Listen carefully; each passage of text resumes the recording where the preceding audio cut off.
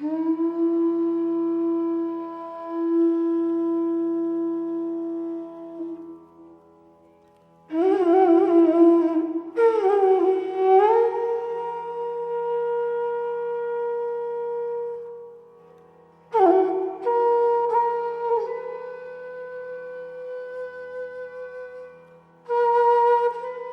was not a nervous child. Only the prospect of plunging stockinged feet into red Wellingtons caused anxiety to rise. My mother would insist I wore them if the barometer even hinted at the possibility of change. My single demand was that we delay our daily excursions for the ritual banging of the boots on the kitchen step. I would drop in stones and give them a shake. I would poke in a long stick and wiggle furiously. I would peer into the musty darkness and give a short, sharp blow. One could never be too cautious when dealing with scorpions. My mother would patiently watch and wait, straightening the finger seams of wrist gloves, tending to the powder on her nose. It was all quite unnecessary, she would impress. We lived in Surrey. The legacy of my father's upbringing in the Punjab and along the northwest frontier during the struggling death throes of the dinosaur Raj touched every aspect of my life. I could ask the time in Urdu even before I was able to read a clock in English.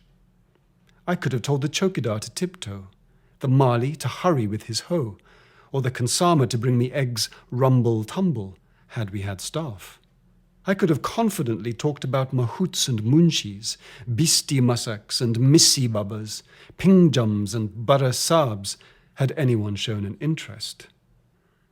I would roll my eyes and smack my youthful lips in longing for chapati doused in creamy ghee and palm sugar jaggery, or for hot crisp jalebis dripping with syrup, even though I had never tasted either. And had I come across a salt march, I could have spotted Gandhi in the crowd, and knew to avoid National Congress supporters in their tidy, cuddy homespun caps, even though India had been a republic for over 20 years. My mother understood. When I lifted the cloth during dinner to check for cobras around the table legs, she would smile. When I interrupted our walks in the park to scan the poplar trees for full-bladdered langurs, she would forgive me. My little white legs may have been stuffed into red Wellingtons as I waddled across Epsom Common to feed ducks with stale hovis, but my head was filled with monkeys and tiffintins. My heart was in Simla, Peshawar and Rawalpindi.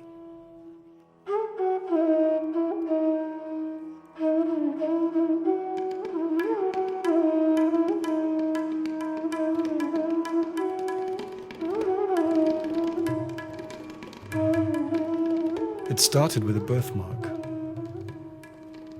Bindra first noticed it as she took her morning bucket bath. She thought the pale patch on her slim, dark leg was dust, perhaps the last of the atta flour from the roti breads she had made for her family the night before. She rubbed it with her thumb. It did not smear. She rubbed it with the ball of cooked rice she used in place of unaffordable soap. The new, pallid birthmark did not change. Bindra pushed the bamboo door of the wash-house with her foot to let in more light. The sun had not yet broken over the mountains, and the children were still sleeping. Her cockerel was unusually slow to herald the new day. This was inauspicious. Instead, the crows were arguing in the dawn. "Kali Ma," she whispered, in honor of the dark goddess. "What news do your black-plumed messengers bring?" There was a sudden explosion of life as every crow on the hillside simultaneously took flight.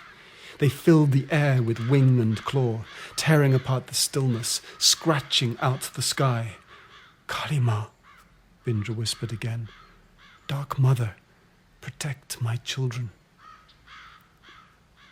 At that moment, the new day burst its brilliance across the eastern peaks that mark the border with Bhutan.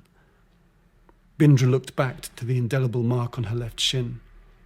She ran her palm across it, smooth though slightly raised.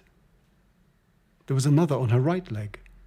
She pinched both marks. She pinched them hard, but they were numb.